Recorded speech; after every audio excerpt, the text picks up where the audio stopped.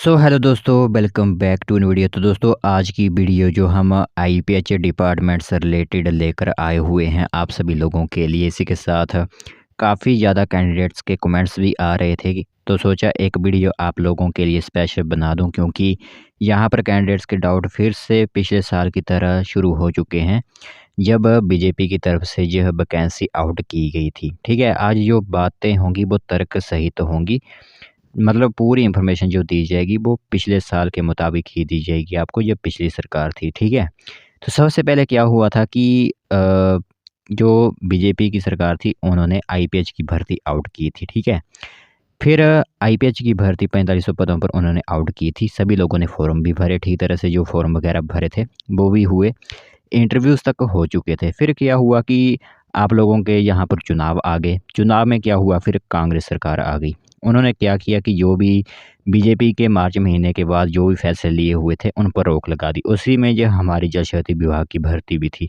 जिसके कि कोई भी रिज़ल्ट नहीं आ सके। सिर्फ 2 डिवीज़न ऐसे थे जिनके रिज़ल्ट आ चुके थे और उन्हें पोस्टिंग भी दे दी गई थी। तो इस बार भी ऐसा ही हुआ है। हरौली डिवीज़न में जो है वो इंटरव्यूज़ के बाद रिज़ल्ट आने के बाद उन्हें मेरे हिसाब से पोस्टिंग तो नहीं दी गई होगी, क्योंकि रिज़ल्ट ही आया था और उसके 1-2 दिन बाद जो है वो आचार संहिता लग गई थी। बट उन्हीं 2 दिनों के अंदर अगर पोस्टिंग दे दी गई होगी तो वो अपना काम कर रहे होंगे और उन्हें अब कोई नहीं निकाल सकता। अब यहाँ पर बात आती है कि यहाँ पर शेर बागी विधायक जो कांग्रेस को छोड़ जो है वो चले गए हैं, तो उन्हें ज़्यादातर यही लग रहा है कि जो टिकट है वो बीजेपी की तरफ से दी जाएगी। ठीक है? तो अगर जो उपचुनाव होंगे, सभी को पता है कि जो है अब वही आप लोगों को बताया जा रहा है कि उपचुनाव होंगे। और उपचुनाव में जैसे कि आप लोगों को पता है कि सीट्स किस तरह की बाँटी जाती हैं, और अगर उपचुनाव में बीजेपी की सीट्स ज़्यादा हो जाती हैं एग्ज़ाम्पल के लिए कांग्रेस से, तो फिर बहुमत किसके पास चला जाएगा? एग्ज़ैक्टली यहाँ पर बहुमत जो होगा वो बीजेपी के पास चला जाएगा। और फिर यहाँ पर क्या होगा कि सरकार बीजेपी की रहेगी या फिर कांग्रेस की रहेगी, क्योंकि मुख्यमंत्री सुखविंदर सिंह सुक्खू तो जब भी भाषण देते हैं उन्होंने तो क्लियर किया हुआ है कि 5 साल जो है वो कांग्रेस सरकार ही राज करेगी, ऐसा उन्होंने कहा हुआ है। इसी के साथ 15-15 सौ रुपए वाले भी जो स्कीम थी वो भी बंद हो चुकी है, वो आप लोगों को पता ही होगा। तो अब यहाँ पर कैंडिडेट्स के मन में डाउट ये है कि आखिरकार हमने फॉर्म फिल अप किए हुए हैं कि पिछले बार की तरह जो है वो इस बार भी कहीं हमारे रिज़ल्ट नहीं आए हुए हैं। अभी तक तो डिवीज़न के इंटरव्यूज़ भी नहीं हुए हैं, ज़्यादातर डिवीज़न जो हैं जिनके इंटरव्यूज़ भी नहीं हुए हैं। तो क्या फिर एक बार फिर से भर्ती रद्द होगी या फिर रिज़ल्ट फिर से नहीं आएँगे? तो वो एग्ज़ैक्टली डिपेंड करता है सिचुएशन पर कि किस तरह की सिचुएशन बनती है आने वाले समय पर, जब जून महीना ख़त्म होगा। ठीक है? जैसे ही मतगणना हो जाती है फिर देखेंगे कि सरकार कौन बनती है। हिमाचल प्रदेश में क्या होता है, बहुमत किसके पास जाता है, वो सिचुएशन के हिसाब से डिपेंड करेगा। क्योंकि प्रेज़ेंट में कुछ भी हम नहीं कह सकते, जो फ्यूचर आने वाला है उस पर ही डिपेंड करेगा। आपका जो भी आप लोगों ने फॉर्म फिल अप किए हुए हैं पैरा पंप ऑपरेटर के, फीडर के, मल्टीपर्पज़ वर्कर के। और दूसरी तरफ तो यहाँ पर पैरा कुक हेल्पर की भी बात कही जा रही थी, बट वो तो वैकेंसी भरी ही नहीं गई।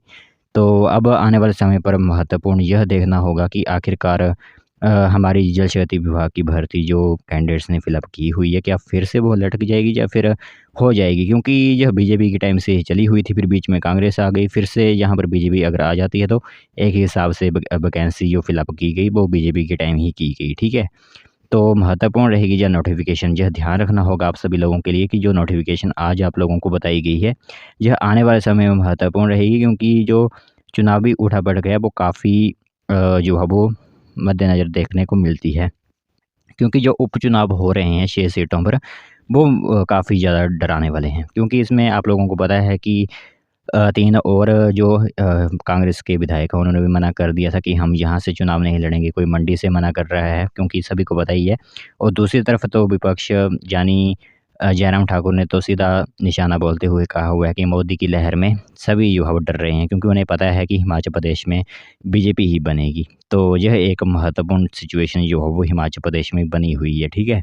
तो आने वाला समय जो होगा, जून महीना जो होगा वो महत्वपूर्ण होगा, इन भर्तियों से रिलेटेड भी महत्वपूर्ण होगा, जो भी भर्तियाँ आउट की गई हैं, कि आगे जो जिनके रिज़ल्ट वगैरह बचते हैं क्या वो हो पाएँगे या फिर नहीं हो पाएँगे, वो डिपेंड करेगा अब आने वाली सिचुएशन और गवर्नमेंट पर कि हिमाचल प्रदेश में क्या होता है।